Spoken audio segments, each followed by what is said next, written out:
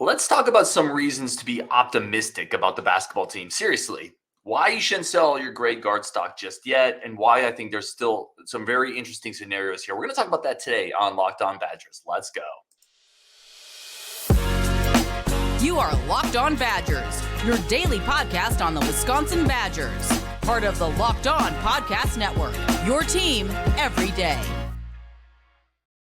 What's going on, Badger fans? Welcome to Locked On Badgers, your team every single day. Really do appreciate everybody tuning in. Really appreciate everyone that leaves comments, that likes the show. Y'all are amazing. Today's show is brought to you by FanDuel. This episode is brought to you by FanDuel Sportsbook, official sportsbook of Locked On. Make every moment more. Visit FanDuel.com/LockedOn today to get started. Really do appreciate, like I said, everybody tuning in, everybody chiming in with comments, with thoughts, with suggestions. Even when you're disagreeing with me, it's awesome. I think we build a good community, a vibrant community that way.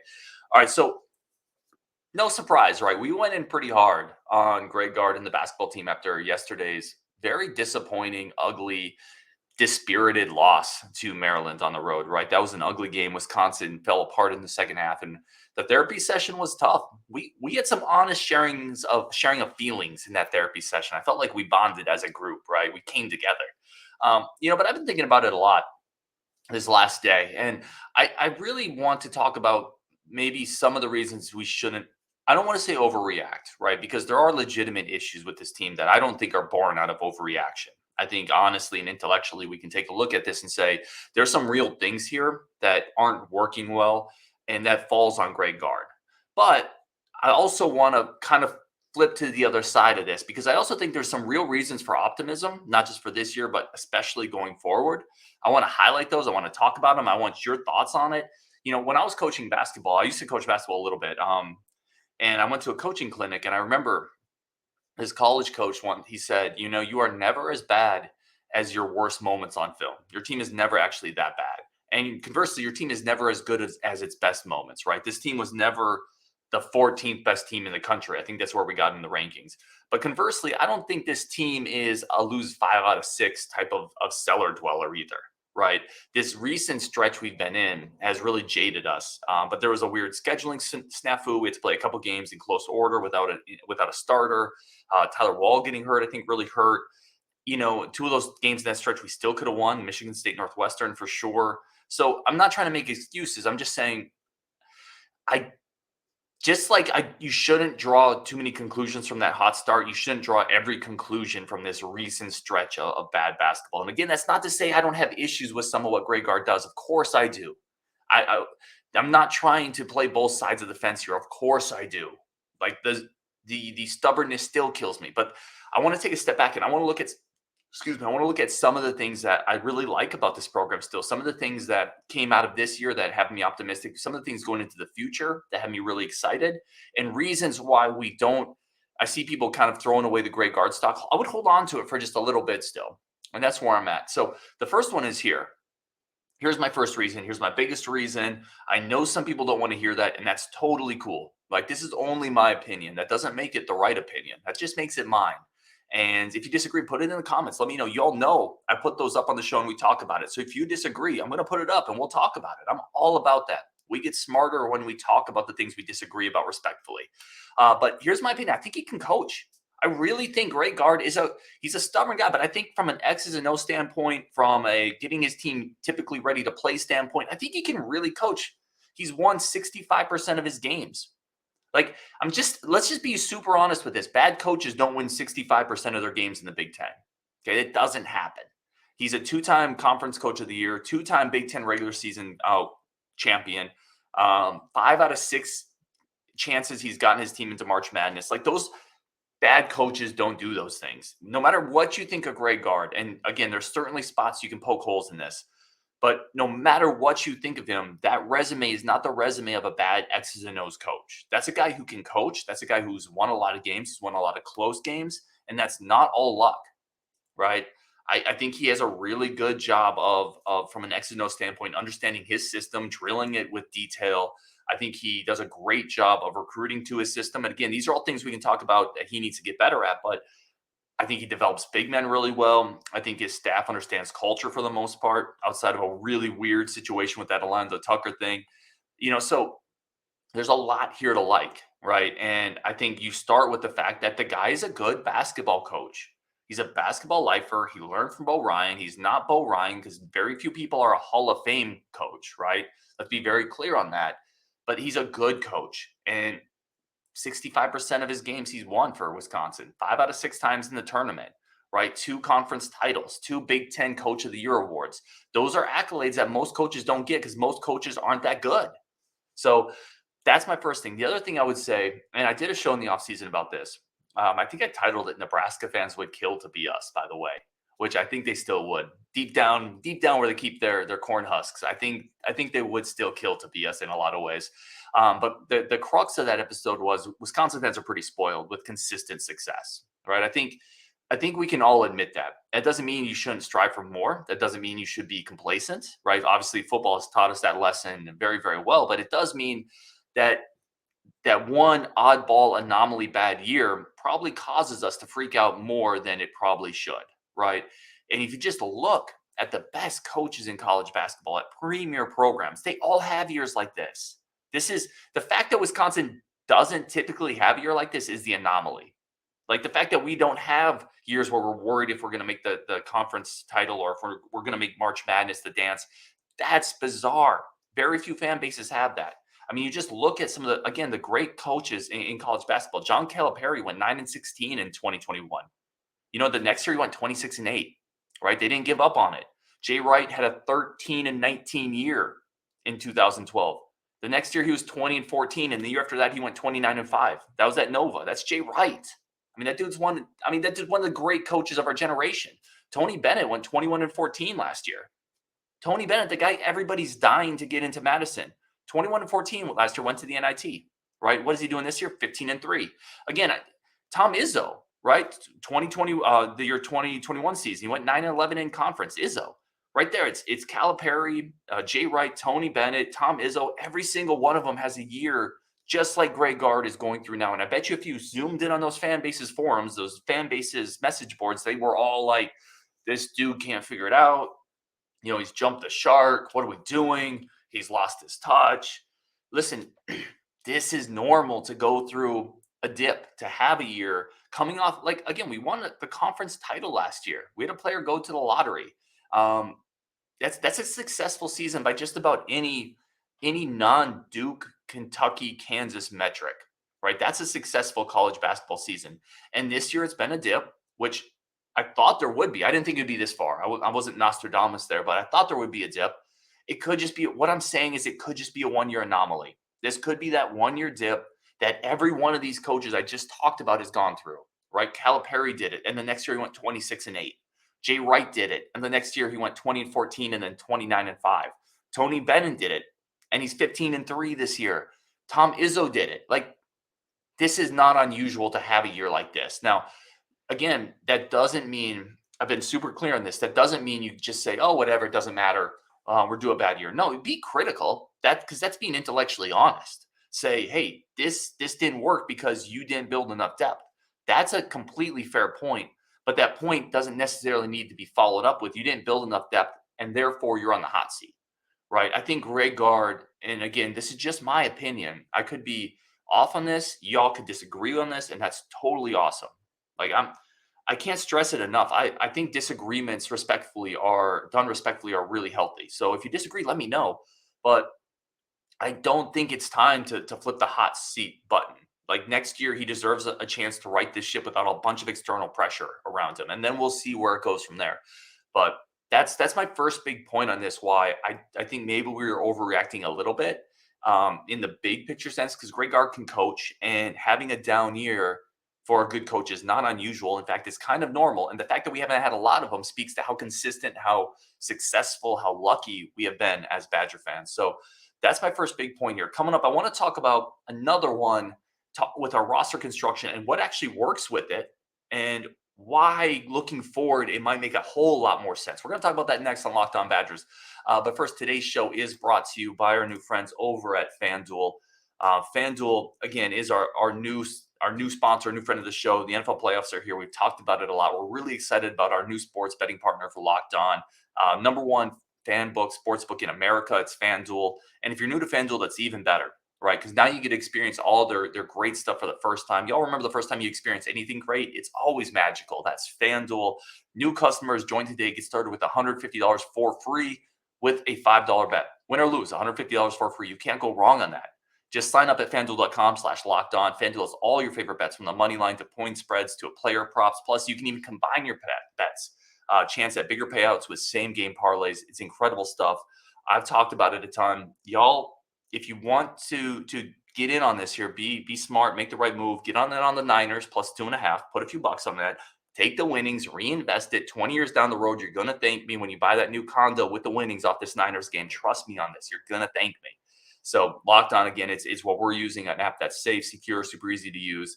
Football fans, don't miss out. Place your first $5 bet to get $150 in free bets, win or lose, at FanDuel.com/lockedon. Make every moment more with FanDuel, official sportsbook partner of the NFL. Okay, let's keep going. Let's keep rolling with this conversation. Again, let me know in the comments if you think I'm crazy. This isn't hyperbole, though. This isn't like clickbait stuff. These are things I really thought about this for a while. Reasons that maybe we shouldn't overreact so much right now in this moment. So my next one here is the team is 12-7, right? We're in this swoon. The roster construction is not great. We've talked about it. That's Captain Obvious stuff here. I'm not breaking any news. But the roster, when it's healthy, has actually been pretty good, right? And again, people will say, well, how can you expect it to be healthy? I agree. Like, this is a flawed team. At no point in this argument am I going to say this is a perfect team and Greg Gard's just unlucky. No, it's a flawed team. Okay, it's a mediocre team with a moderate ceiling if everything clicks right. Okay, that's fine. You're not going to have a great team every year. But when this team is healthy, when Klesman's in there, when Wall's in there, this team's 11-2, right? That's kind of off the top of my head, but they lost to Kansas and Wake, both incredibly close games, by the way. This team's like 5 points from being undefeated without their starting unit healthy. Think about that. So in some way, like the lineup that Greg Gard constructed does work.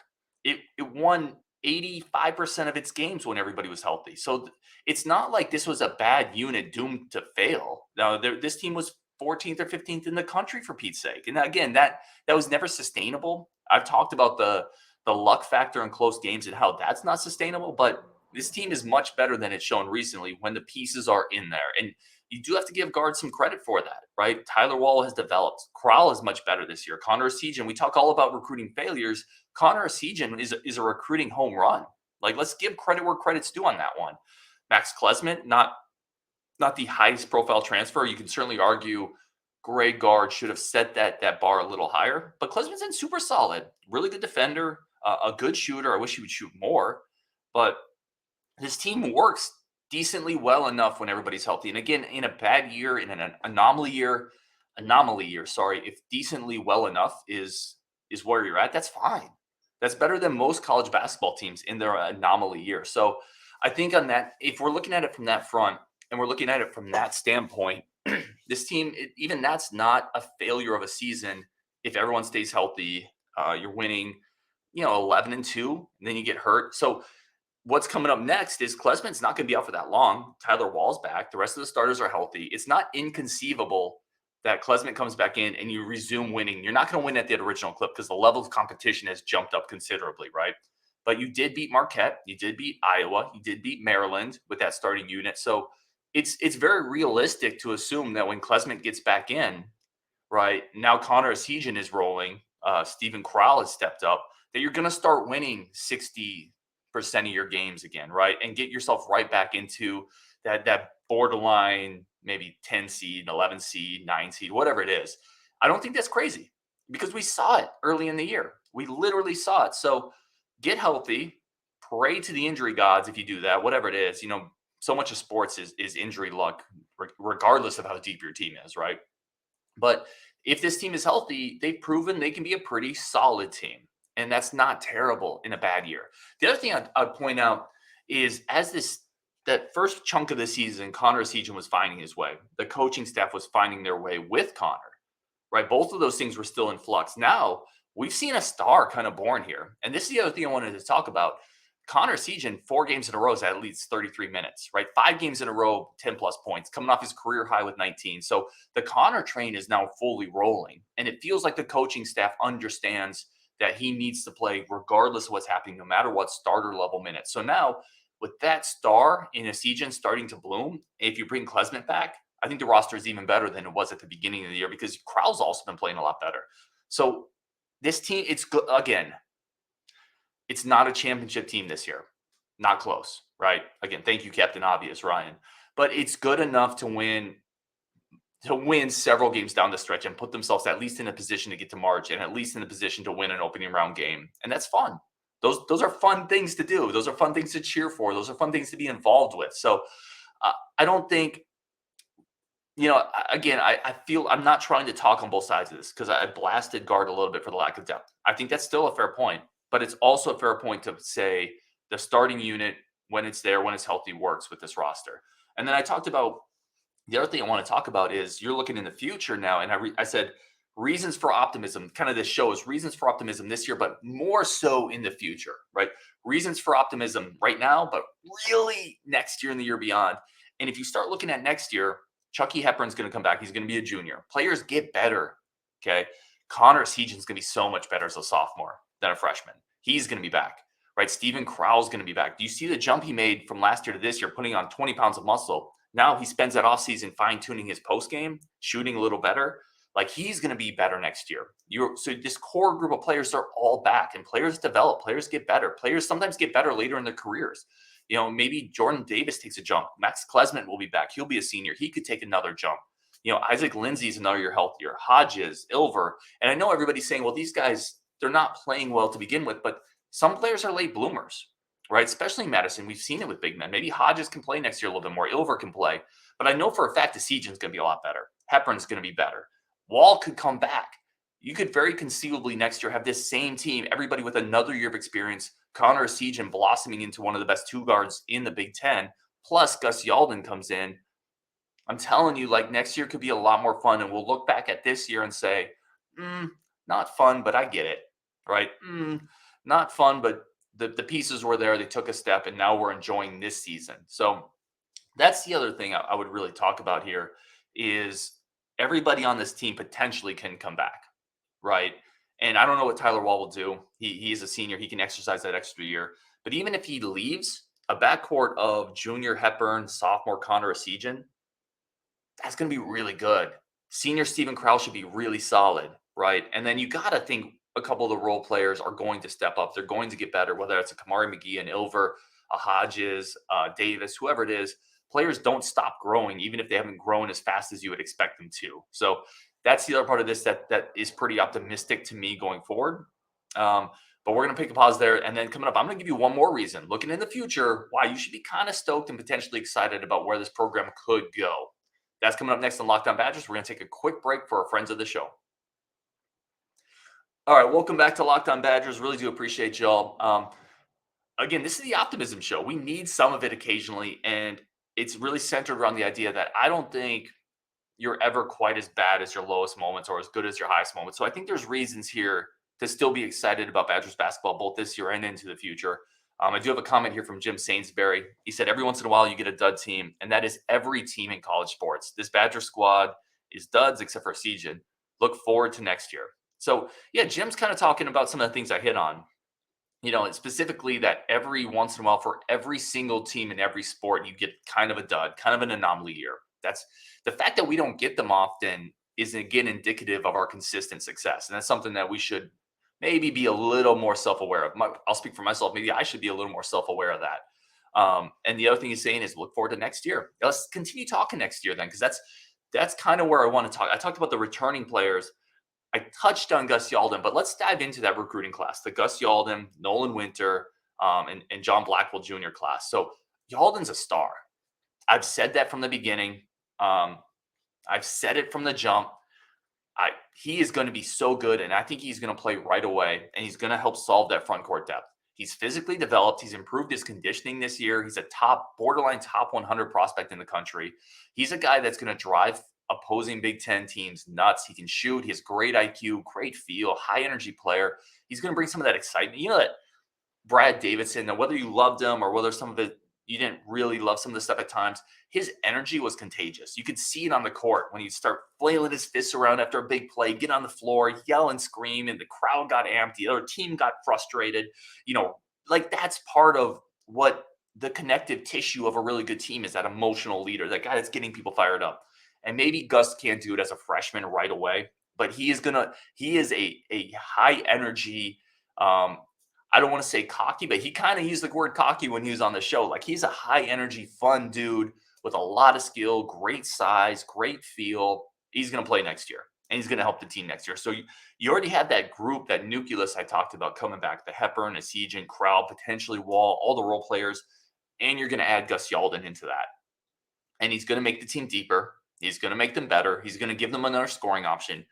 He's going to give them a guy who can move the ball, who's going to move defensively really intelligently, understand what teams are doing. He's going to make the team better next year. I promise you. I'm so high on Gus Yalden. And then you have Nolan Winter, who I don't know if he's going to play as much next year. But if you're thinking long-term upside, Justin was on the show, compared him a little bit to a John Lure. I know Rajiv loves Nolan Winter as well. He's going to be a potential NBA type talent if he develops. He's got that type of high upside ceiling. Now, a lot of players have that ceiling and never develop, but Winter's a high type A planned upside, big time player, big get for Greg Gard. Okay, so we talked a lot about the recruiting. I don't want to say failure, but yeah, some recruiting failures, let's be honest, that led to the lack of depth on this team. You look at next year's class, you bring in Winter, Yalden, and John Blackwell Jr., who is a defensive dog. What did we see against Maryland? What did we see against Penn State? We saw, their guards, their two guards, their point guard getting into the paint, getting by us in off the dribble, making it really hard for us to keep him out of the paint. Blackwell's a great defensive guard. He's physical. He's 6'3". He's already kind of looks the part of a college player. Now he needs to get better, but he could step into the rotation right away next year as well. And a guy who's a really good shooter, right? We had Jason Jordan on the show, the Sports Illustrated recruiting director, who's seen Blackwell in person. He said he's the best shooter in this class. And we're high on Yalden as a shooter. We're high on Winter as a shooter. He said Blackwell's better than both of them. So you're getting a physically developed 6'3" guard in this class who's a defensive guy who can shoot, right? You're getting Gus Yalden, who's going to play right away. There might be, just with those two dudes, the rotation could get two people deeper. We've seen Greg Gard play freshman. Like it's not as crazy as it was under Bo Ryan. I think both those guys could join the rotation. That rotation already gets better. And maybe you add in a transfer. I've seen so much consternation about, like, this is the end of basketball. Wisconsin, he's got to be on the hot seat. He can't figure it out. I'm telling you, next year is going to be a lot better. I really, truly believe that. Now, do I think everything is solved with Greg Gard? I don't, because I think he has a stubborn streak that still really frustrates me. And I think this is probably always going to frustrate me. But he can be a much better than average coach with good talent and just be a little stubborn. And that works. How high is that ceiling? That's a whole nother question. But I think the floor is definitely pretty high. I think next year is going to be better. I don't think this year is a write-off either. If the players get healthy, I think we've seen this team play well enough. And the emergence of Connor Essegian really over the last 5-6 games gives them another potential star here in the second half. If we can get healthy around him, it could make some noise. It wouldn't shock me if we knock off a few teams, get into the dance, win a week 1 game. And I think that's probably the ceiling of this team. But then next year be much better. So let me know. Let me know what you think. I've been thinking about it a lot today. I think I've kind of convinced myself even a little bit. Now I'm still frustrated with things. I'm still not fully happy with everything that's happened with Greg Gard's recruiting and his stubbornness, but the man can coach. There's a good class coming in next year. There's a lot of youth on this team that's all going to be back next year with the exception of potentially Wall. So brighter times, I think, are ahead, Badger fans. Let's stick with it. All right. With that, we're going to leave this show. Really do appreciate everybody tuning in. We're going to talk more tomorrow. Really fun interview coming up tomorrow. You're going to want to hit that one. And, last note. I did a show. I recorded a show yesterday talking about Alexander, the 24 commit, the cornerback, how excited I was that he was back on campus. He decommitted like 2 hours after that show. So apologize if you heard that. I did record the show before he decommitted, but yeah, so he did decommit. We'll see where he ends up. Probably not Wisconsin if you had to bet on it. Anyway, on Wisconsin, really do appreciate y'all, and let's go.